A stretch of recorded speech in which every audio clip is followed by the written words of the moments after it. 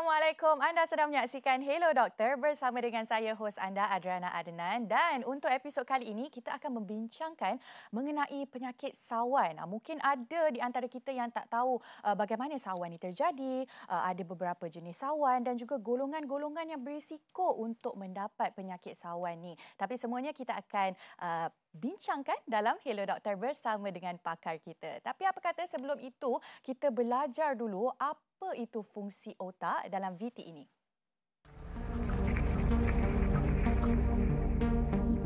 Otak bagaikan pusat kawalan utama bagi tubuh badan. Ia akan menerima maklumat melalui deria dari dalam dan luar tubuh. Maklumat ini seterusnya akan diproses dan kemudiannya dihantar kepada anggota badan yang mengawal fungsi dan tindakannya. Otak terdiri daripada 3 struktur utama iaitu cerebrum, dan medulla oblongata. Organ ini juga mempunyai sel paling penting yang dikenali sebagai sel saraf atau neuron. Semua isyarat perlu melepasi neuron dan seterusnya akan diterjemah kepada perasaan, perangai, pergerakan, pemikiran, deria dan memori. Otak yang sihat kebiasaannya akan berfungsi dengan cepat dan normal. Namun beberapa penyakit atau kelainan pada otak boleh berlaku sehingga mengganggu fungsinya. Antara penyakit atau kelainan yang lazim terjadi ialah sawan. Apa itu sawan dan bagaimana ia boleh berlaku? Ikuti perbincangannya di studio.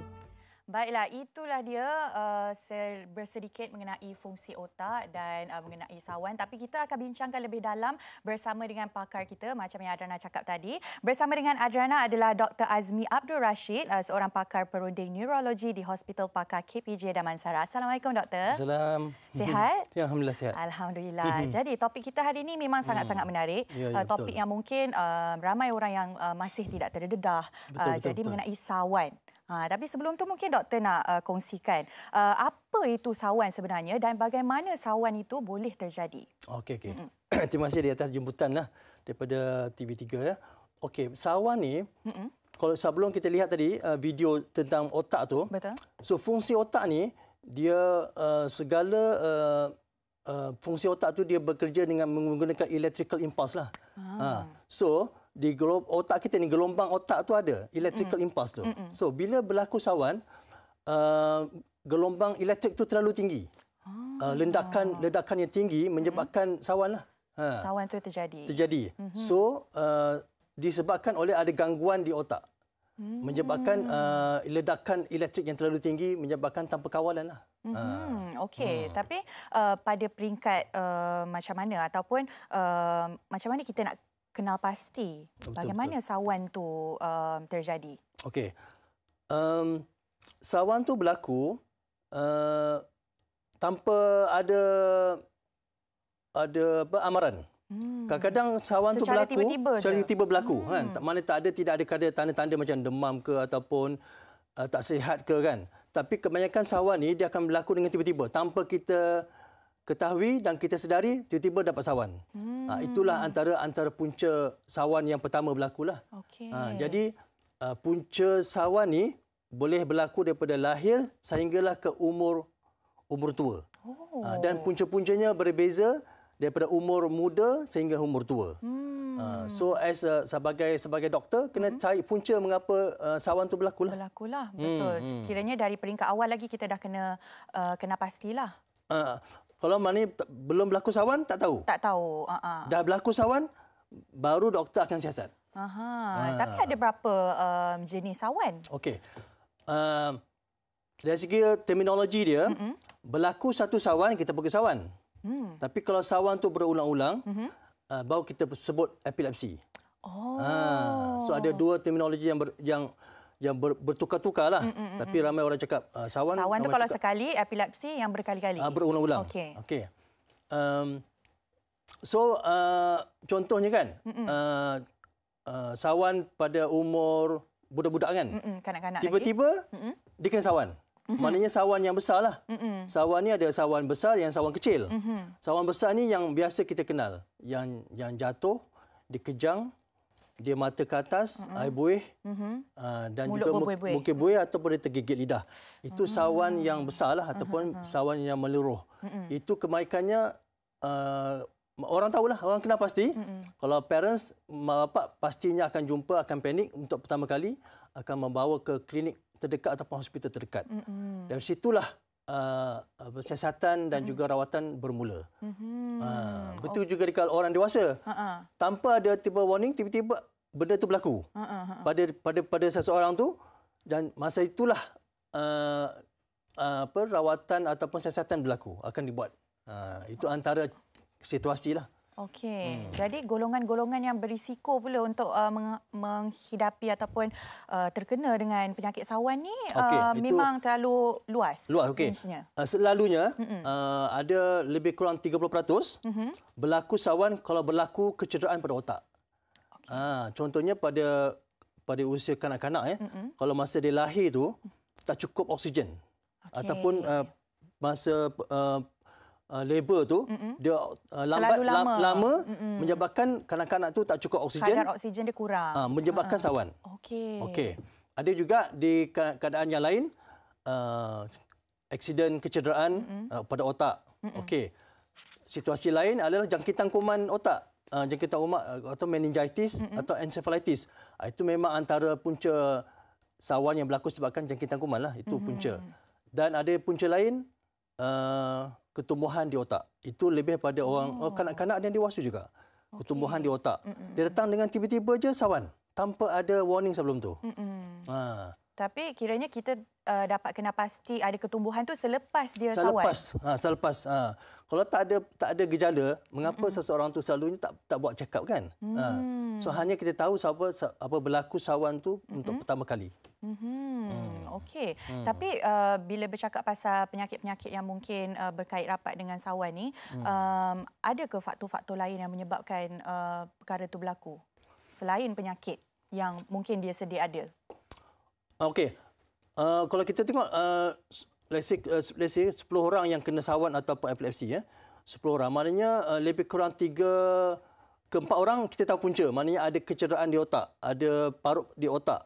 Tetapi ada lagi 60% tidak ada punca dan masih lagi dalam kategori kita sebut genetik ataupun dalam medical dia idiopatik, tak tahu lagi.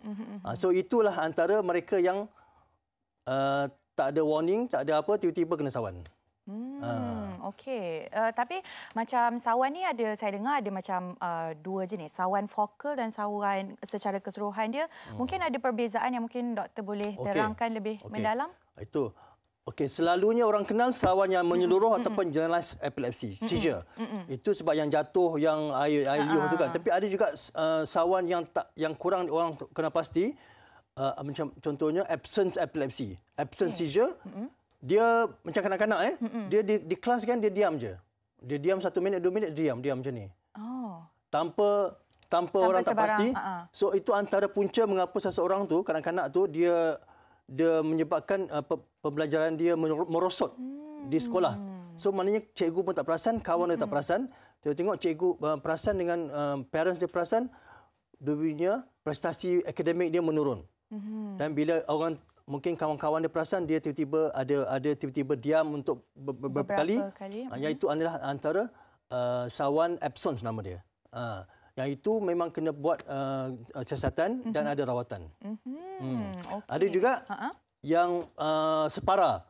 Sawan yang separa maknanya dia bukan jatuh, dia rasa kebas tangan dia ataupun tangan dia tiba-tiba jerking. Ataupun ada juga nama dia temporal lobe epilepsy, temporal seizure. Dia rasa tempat tu macam pelik, dia rasa macam dia takut. Rasa selesa. Dia rasa tak selesa. Itu adalah sawan di kawasan temporal lobe. Macam anxiety ke? Ada juga. Tapi tak anxiety alone tak cukup. Okey, faham. Okey, banyak lagi sebenarnya saya nak tanya dengan doktor ni. Tapi kita nak berhenti rehat sekejap. Selepas ni kita akan sambung perbincangan kita hanya dalam Hello Doktor.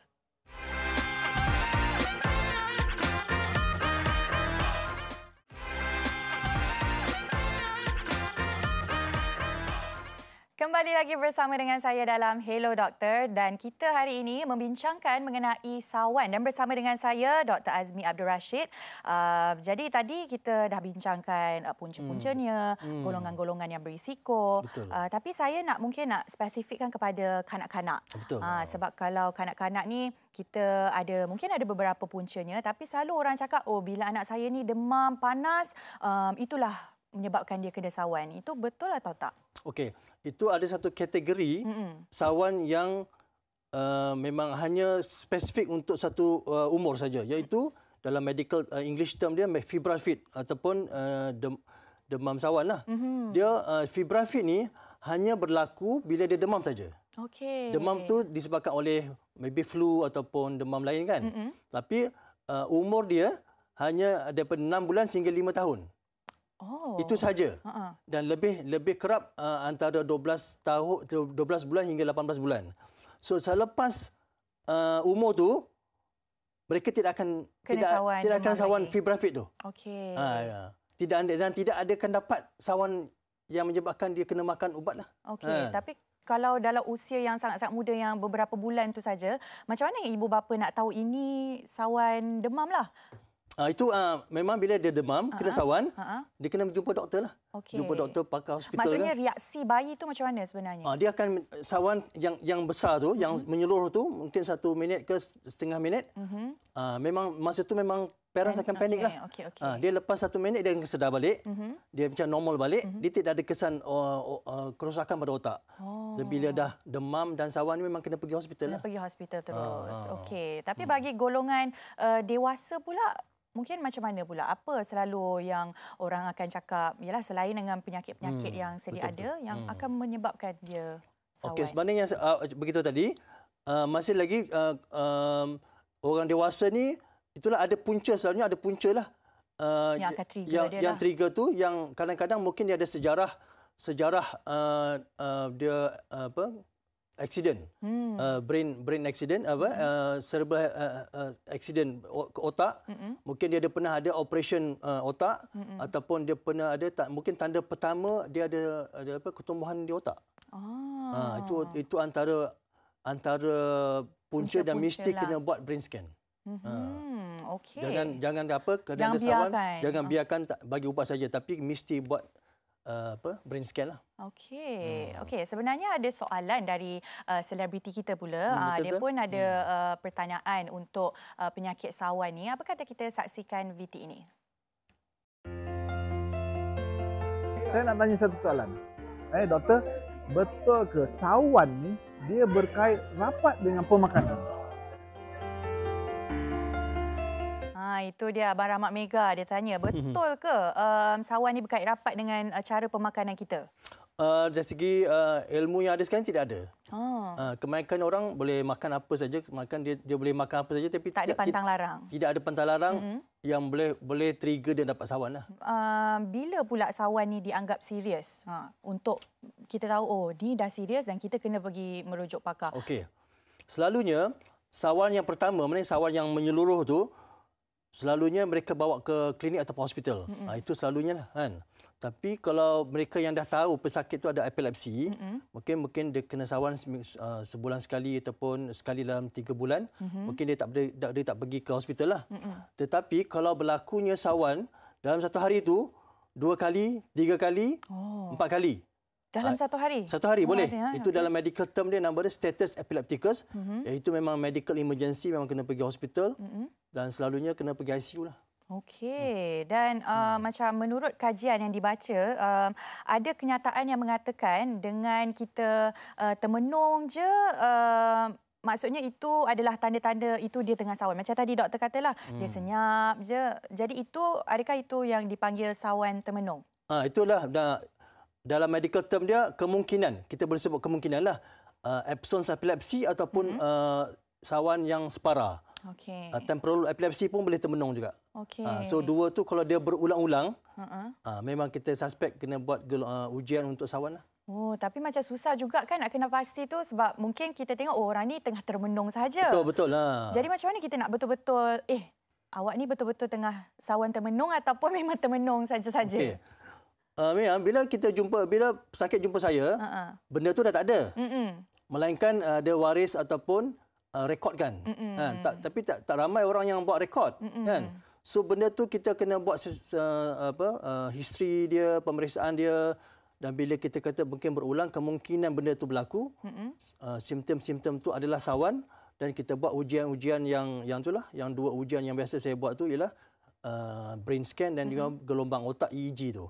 Yang 2 tu kita akan buat dan kita cuba fikirkan seluruhnya. Kalau betul-betul kita suspek sawan, kena pastian, baru saya bagi ubat. Okey, tapi bila doktor bertanya kepada pesakit-pesakit yang ada sawan termenung ni, selalunya ketika dia termenung tu, otak dia ada berfikir apa-apa ataupun memang totally blank, kosong? Okey, bila berlaku sawan yang termenung tu, maknanya ada sawan, tapi tak ada sawan, bukan sawan menyeluruh.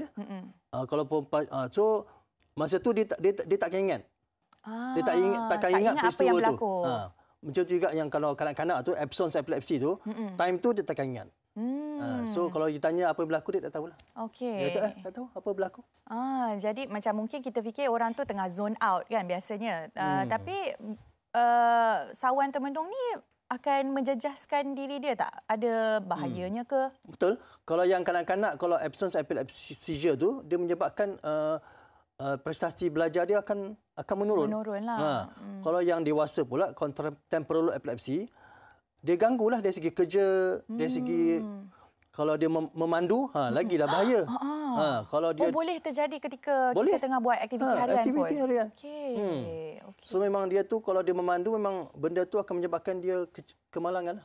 Okey, banyak lagi soalan yang saya nak tanya dengan doktor ni. Ada mungkin dari segi tadi doktor cakap cara nak doktor detect penyakit ni dari ujian EEG. Betul. Lepas tu mungkin kita nak tahu juga antara rawatan-rawatan yang tersedia. Selepas ini hanya dalam Hello Doktor, jadi jangan ke mana-mana.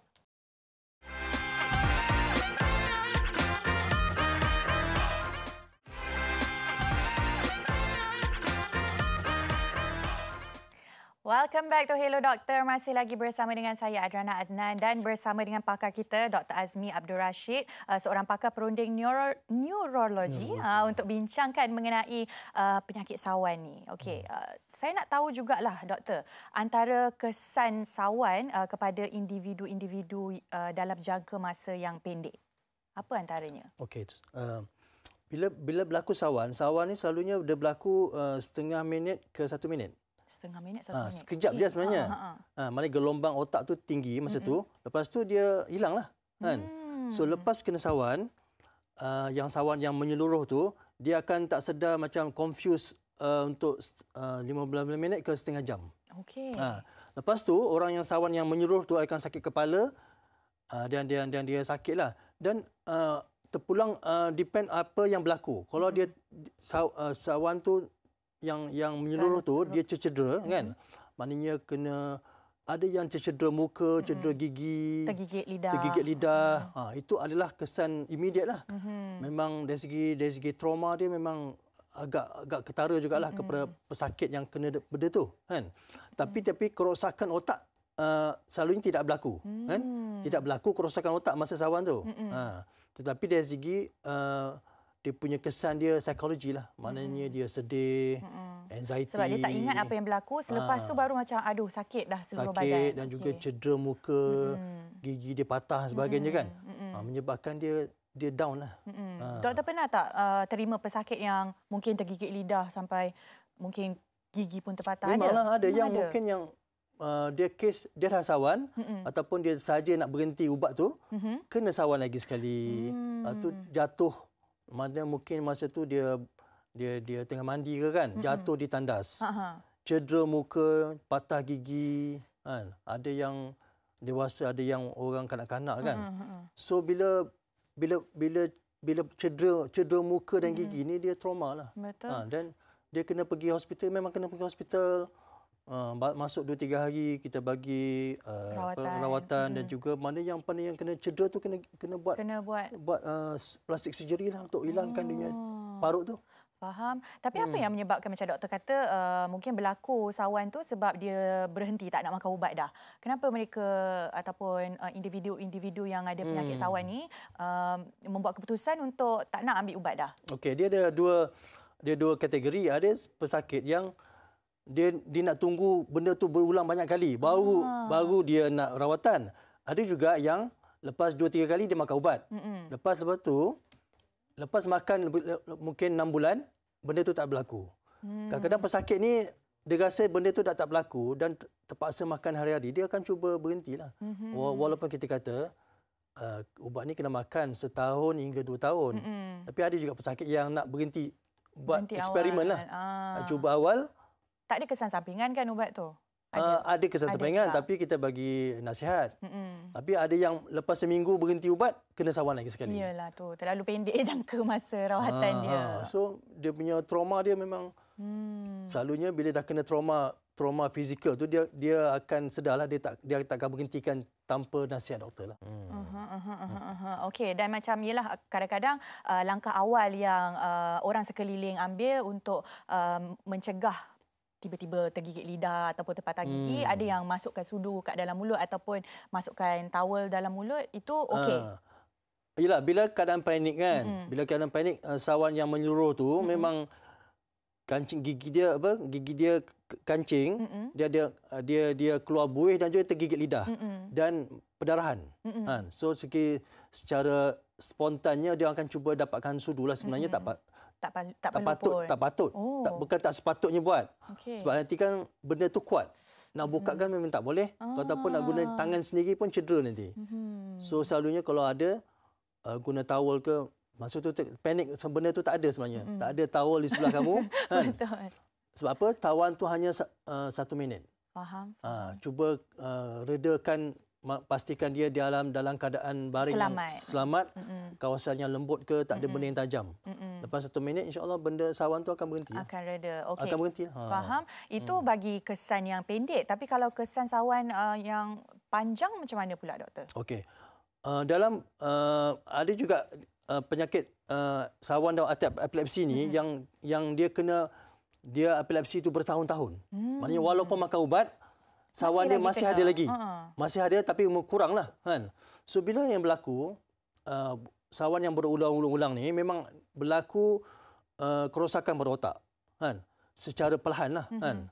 Dan pada masa yang sama dia kesan dia psikologi lah kan. Maknanya dari segi psikologi dia akan rasa down. Dia rasa dia macam tak ada harapan nak sembuh. Dan juga dari segi fakta-fakta kemurungan tu akan berlaku lah.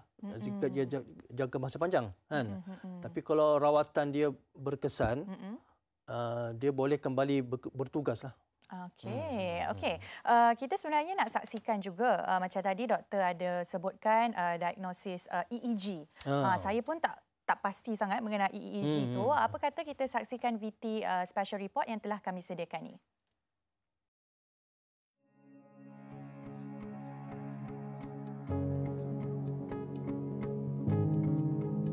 EEG merupakan ujian diagnostik utama untuk penyakit epilepsi. Ia juga penting untuk mendiagnosis penyakit otak yang lain.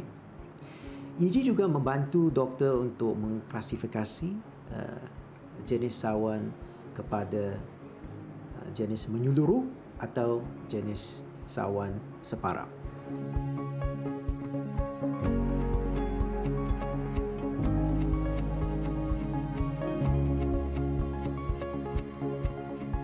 Elektrod tersebut akan bersambung dengan wayar kepada peralatan yang akan menguatkan gelombang aktiviti otak dan ia akan dirakam dengan peralatan komputer.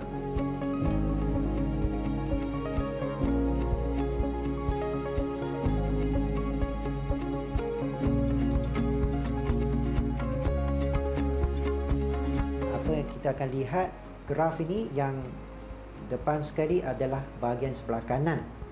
So biasa kita guna warna merah lah. Merah kan red kan dalam bahasa Inggeris. So right. So sebelah kanan, sebelah kiri, sebelah kanan, sebelah kiri. Di bawah itu adalah ujian ECG juga. Kita pun letak elektrod ECG untuk jantung kita juga. dan kita letak satu elektrod dekat chin ya, untuk tengok aktiviti masa juga. Gelombang aktiviti otak dia serupa garis beralun ya, pada rakaman EEG kita. So kita akan membandingkan ya, sebelah kanan dan sebelah kiri. Kalau katakan kurang daripada 8, maksud dia lambat. Slow waves dalam bahasa perubatan. So apa maksud dia? Mungkin pesakit itu tengah nak lelap dah, letih dah dan nak tidur dah, light sleep. Boleh jadi macam tu. Ujian ni memang selamat. Kita tak melibatkan pembedahan, kita tak cucuk, kita tak bedah, kita tak bagi apa-apa ubat semasa ujian ni. So ujian ni memang selamat dan tidak menyakitkan. Itu dia diagnosis EEG yang telah kita tunjukkan. Nampak macam banyak sangat wire-wire dia tu kan. Sakit ke tak tu doktor? Okey. Memang ujian tu tak sakit sebab dia hanya melekat je. Okey. Dia bahagian melekat tu di bahagian otak-otak lah. Otak di bahagian otak anterior, temporal, frontal, parietal, occipital. So memang setiap kawasan otak tu kena ada lah elektrod. Dan dia hanya rekod gelombang otak tu lah. Okey, untuk detect gelombang tu sama ada dia normal ataupun tiba-tiba dia mencanak-canak pula mencanak dia. Tinggi. Okey, tapi ada tak diagnosis yang selain EEG yang boleh kita lakukan? Okey, sebabkan diagnosis ni, diagnosis sawan dengan epilepsi ni dia ada tak banyak sebenarnya. Satu ialah apa orang lihat masa itu berlaku. So siapa yang pesakit akan cakap. So sama ada witness punya description lah. Mana sama ada parents ataupun waris. Itu yang pertama. Nombor dua, dari segi siapa yang ada video, siapa ada sempat record, video ataupun ada CCTV. Okey. Siapa ada juga pesakit yang ditunjukkan CCTV di rumah. Nampak dia tengah sawan. Nampak benda itu adalah dua jenis. Dan yang ketiga pemeriksaan kita. Dan yang lain is MRI ataupun CT scan brain dan gelombang otak dan juga blood test. Dan tidak ada ujian lain lah. Jadi ujian dia pun tak complicated sangat. Jadi bukan jadi alasan lah untuk orang kat luar sana yang macam takut-takut nak buat ujian, betul tak? Betul. Tapi ada terdapat peluang tak untuk individu-individu yang mengalami sawan ni untuk pulih secara sepenuhnya? Okey, itu soalan. Okey, kalau kita sebut 10 orang pesakit sawan epilepsi, lebih kurang 6 ke 7 pesakit akan dapat terkawal dengan ubat. Maknanya dia tidak ada kerosakan otak dan dia tidak ada kerosakan otak yang teruk lah. So bila dia ambil ubat, kita akan nasihatkan supaya ambil ubat secara berkala, setahun hingga 2 tahun. Dan setiap kali, setiap bulan, 2 bulan kita akan datang check up semua dan kita pastikan ada tak sawan ke tidak. So kalau sawan tu tidak berlaku, maknanya kita sambung ubat tu sehinggalah selalunya kita bagi minimumnya 2 tahun. Jangan berhenti 6 bulan berhenti. Kemungkinan benda tu jadi balik. Okey. Dan mungkin ada probability untuk menjadi lebih teruk. Boleh. So lepas 2 tahun kita review balik dia punya keadaan dia. Kalau selalunya pada yang kanak-kanak ataupun yang teenager yang remaja, ada kemungkinan lepas 2 tahun tak ada sawan, kita akan kurangkan ubat tu secara mungkin beberapa bulan dan terus berhenti. So dan mungkin dia tak ada dapat sawan lagi. Kiranya dah boleh dikatakan pulih secara penuh lah. Betul. Okey. Tapi antara mungkin langkah-langkah lah yang boleh doktor kongsikan untuk kita cegah perkara ni daripada berlaku. Okey. Dia ada 2 kategori. Satu yang belum ada apa-apa penyakit lah kan. Maknanya kalau segi pencegahan dari segi nak kerosakan otak lah. Aksiden ke apa itu agak general, tapi bagi mereka yang dah ada epilepsi ni ada beberapa cara hidup yang kena ubah lah. Maknanya satu yang kena cukup tidur, cukup rehat. Maknanya ada baru ni 2 orang, ada seorang pesakit saya, dia kena sawan sebab apa dia tidur dia dah ada sakit tu, tapi bila apa yang triggerkan dia tidur lewat. Dia tidur lewat dan bangun awal dan pagi itu dia kena sawan. Bila tak cukup tidur pun boleh menyebabkan. Boleh trigger. Tapi dia kena ada sakit tu dulu. Okey. Dia tak cukup tidur menyebabkan sawan bukan? Okey. So memang saya nasihatkan mereka kanak-kanak ke dewasa ke by 12 malam 12 midnight kena tidur. Dan satu lagi kurangkan stres, gaya hidup yang sihat dan demam lah. Kalau dia demam juga boleh trigger orang yang epilepsi ni boleh dapat sawan. So kalau ada demam ke jangkitan kuman kena rawat. Terus rawat. Takut benda tu pula jadi trigger kepada sawan. Sawan. Okey doktor. Okey, nampaknya kita sebenarnya banyak lagi kita nak tanya dengan doktor. Banyak sikitlah. Betul. Tapi doktor, kita nak berhenti rehat seketika. Saya pasti orang-orang dekat rumah pun ada pertanyaan-pertanyaan yang mereka nak tanya juga. Tapi kita nak berhenti rehat seketika. Kembali selepas ini, jangan ke mana-mana.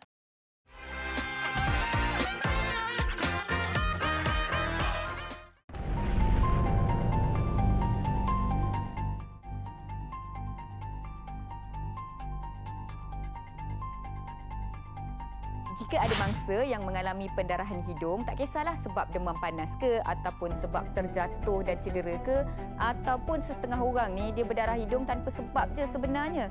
Jika berlaku keadaan ini, yang pertama tenangkan mangsa dan anda sendiri jangan panik, bertenang. Arahkan mangsa untuk duduk sedikit tunduk dan bongkok ke hadapan. Jangan suruh mangsa tu dongak pula, sebab bila dongak, mangsa akan tertelan darah tersebut dan darah yang ditelan ni akan berkumpul dalam perut. Bila dah banyak, dia akan muntahkan pula darah tu, nanti anda pun akan lebih panik, mangsa pun lebih panik. Dapatkan bantuan seseorang yang lain untuk ambil tuala ataupun tisu, ais dan juga satu mangkuk kecil. You all picit bahagian bawah hidung mangsa dengan tekanan yang agak sederhana, jangan terlampau lembut, jangan juga terlampau kuat. Picitan ini adalah bertujuan untuk memberikan tekanan dan menutup salur darah yang terbuka dan memancutkan darah buat masa sekarang. Sementara picit tu, letak ais batu dekat bahagian tulang hidung ataupun kita panggil batang hidung di bahagian atas di antara mata. Dan kita letak ais ni adalah untuk mengecutkan salur darah yang lebih besar di bahagian atas, juga bertujuan untuk menghentikan pendarahan. Dan jika terbentuknya gumpalan ataupun ketulan darah, jangan buang pula ketulan tu ya. Sebab fungsi gumpalan ataupun ketulan darah ni adalah untuk memberhentikan pendarahan dan menghalang pendarahan baru berlaku. Jika anda telah beri picitan dan juga letak air batu ni selama 30 minit berterusan namun pendarahan tidak berhenti, mangsa perlu dibawa ke hospital dengan segera untuk pemeriksaan dan juga rawatan lanjut daripada doktor. Ketika nak bawa mangsa pergi hospital ni, jangan bagi apa-apa untuk makan ataupun minum, takut doktor perlu buat apa-apa minor surgery ataupun minor pembedahan sebagai rawatan. Okey, itu dia tadi Dr. in the House, tip keselamatan untuk mereka yang mengalami hidung berdarah. Diharapkan dapat sedikit sebanyak membantulah mereka yang mungkin mengalami ataupun menghadapi situasi-situasi tersebut. Okey, kita nak back to our topic mengenai sawan. Doktor, apakah rawatan-rawatan yang mungkin disarankanlah untuk individu-individu yang mengalami masalah sawan ni? Okey. Pertama kali kita kena pastikan bahawa itu ada sawan. Pastikan betul-betul itu ada sawan. Ada juga yang bukan sawan. So kalau daripada pemeriksaan doktor yang itu bukan sawan, so tak ada rawatan. Tak ada rawatan. Contohnya orang yang pitam. Diingatkan sawan sebenarnya bukan sawan. So bila pemeriksaan pastikan dia adalah sawan dan memerlukan ubat. Contohnya pastinya tidak ada ketumbuhan lah. Maknanya scan dia normal. So maknanya dia perlu rawatan ubat lah.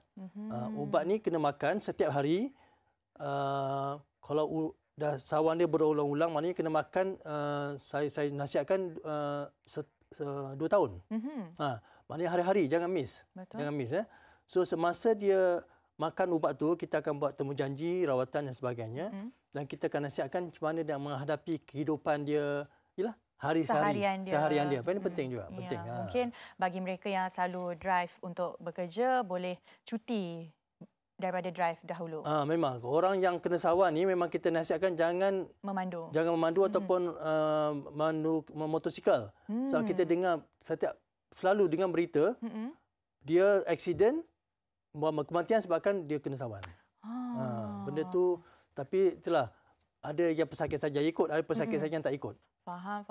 Okey, tapi doktor, bagi individu-individu macam wanita lah, golongan wanita terutamanya, kalau mereka mengalami sawan, kemudian hamil, ada mungkin beberapa ubat yang mereka tak boleh ambil sebab hamil. Jadi macam mana pula? Okey.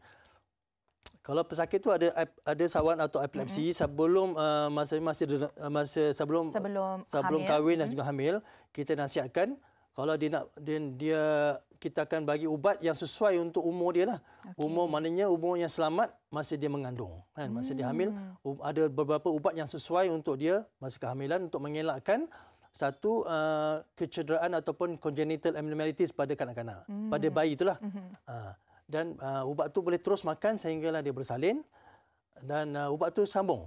Dan ramai juga pesakit saya yang ada wanita yang ada epilepsi, dia menghadapi kehamilan, menjaga bayi, menyusu anak tanpa ada masalah sebab kita pilih ubat yang sesuai untuk dia lah. Okey, yang tidak ada kesan sampingan lah untuk bayi tersebut. Untuk bayi, betul. Tapi bayi tersebut ada kemungkinan tak atau kebarangkalian untuk dia pun juga mengalami sawan seperti ibunya? Okey. Kalau dari segi pembacaan dan juga dari segi kajian, lebih kurang less than 5% saja yang dia boleh akan turun ke generasi genetik dia, keturunan dia, anak dia. So tak banyak sebenarnya, tak tinggi. Kiranya kebarangkalian untuk itu terjadi kuranglah, sebab mungkin ada situasi di mana orang kat luar sana, golongan wanita susah nak mendapat pasangan ataupun jodoh bila dia ada sawan, mungkin keluarga yang belah lelaki tak izinkan pula, tak restu. Okey. Itu semua ialah itu jodoh lah kan. Tapi ada ramai juga pesakit saya yang dah berkahwin dengan pasangan yang sesuai, kan. Mereka bahagia dan ada anak-anak 2 orang, 3 orang tanpa ada masalah dengan masalah kanak-kanak pada bayi dia, kan. Dan mereka terus bekerja. Doktor pernah mengalami kiranya bertemu dengan pesakit? Ada pesakit saya ada 2-3 orang yang ada sawan epilepsi, mengandung, makan ubat, sihat bayi-bayi dia, dan suami dia adalah suami yang very supportive lah. Very understanding. Very understanding. Okey. Tapi macam dari segi adalah saya punya sepupu ni, dia ada penyakit GBS. Kalau itu disebabkan sawan ataupun otak juga ke macam mana? Kalau penyakit itu maknanya Guillain-Barré syndrome, dia melibatkan urat saraf. Urat saraf. Menyebab dia tidak merosakkan otak, dia paling lemah pada otot tangan dan kaki. Di mana dia tak boleh berjalan, tak boleh angkat tangan. Kalau serius dia tak boleh bernapas. Okey. Ada yang sampai masuk ICU, masuk pakai mesin, dan insya-Allah dengan rawatan ubat yang ada sekarang ni dia boleh recover. Tapi makan masa lah. Betul. Tapi tidak mengalami sawan tu. Bukan sawan. Bukan sawan.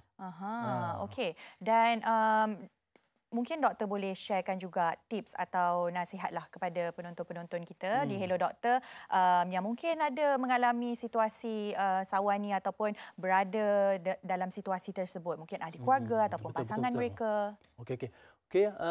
Pada mereka yang ada waris ataupun pesakit yang ada pesakit epilepsi, maknanya pastikan ubat yang diambil tu ubat berterusan lah, jangan berhenti. Bila berhenti ubat tu, ada kemungkinan boleh kena sawan balik, kan.